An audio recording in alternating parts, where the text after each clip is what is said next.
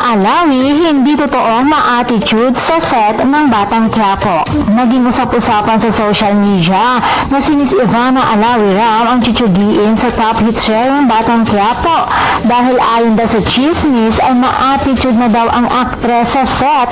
Tanging si Coco Martin lamang daw umano ang kinakausap nito at hindi din daw siya namamansin ng iba pa nilang kasama mga artista. Bukod pa riyan, hindi na daw siya mapakiusapan na mag-extend ng oras at kapag sinabi daw niyang aalis na siya ay talagang aalis na daw si Ivana at dahil daw dito nagpapaalam na ang kanyang character sa serye bilang si Bubbles.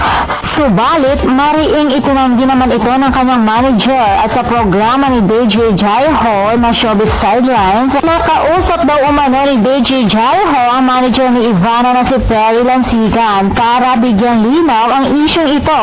At ayon sa manager ni Ivana, wala daw katotohanan ang lumalabas na chismis na ma-attitude si Ivana sa set dahil ang totoo daw ay 3 buwan lamang daw talaga si Ivana sa Batang Quiapo kaya naman tinanggap niya ito. Subalit pumatok sa mga manonood ang tambalang tanggol at Bubbles kaya naman na-extend ito ng na-extend. At dahil nga sa may mga ibang prior commitment daw si Ivana, hindi na daw talaga niya kakayanin ang mag-taping pa sa Batang Quiapo. Sa katunayan daw ay marami na rin sila mga prior commitment na si Ivana na ang nag-adjust para lamang makapag-taping sa serye.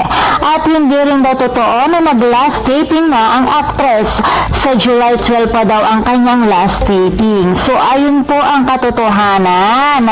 Yun po ang totoong dahilan kung bakit kailangan ng mamaalam ni Ivana Alawi sa Batang Quiapo at walang katotohanan na ma-attitude ito dahil kilala ko si Ivana.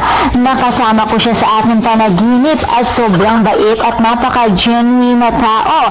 At alam naman talaga natin na napaka-professional na actress ni Ivana pagdating sa kanyang trabaho. Sa totoo lang, napaka-humble at super bait niya. Napanood din natin siya sa kanyang mga vlog at hindi na rin mabilang ang kanyang mga natulungan at higit sa lahat, hindi siya i-bless ni Lord kung masama ang ugali niya. Kaya ng mga chikadoras, nakakalungkot man na kailangan na niyang magpaalam sa Batang Quiapo, subalit patuloy pa rin nating suportahan ang actress. At kung mawawala na nga ang karakter ni Ivana na si Bubbles, malalaman nga kaya niya na ang tunay niyang ina ay si Olga bago ito mawala at ang ama niya ay si Marcelo. Well, yan ang dapat natin abangan mga chikadoras dahil nakaka-excite yan. At abangan natin siya sa kanyang mga upcoming project. Samantala, abangan din natin ang magiging kapalit ni Ivana na si Miss Kim Domingo. Kaya mga chikadoras, abangan natin yan. And for more showbiz update, please don't forget to like, share, and subscribe my channel. Thank you for watching.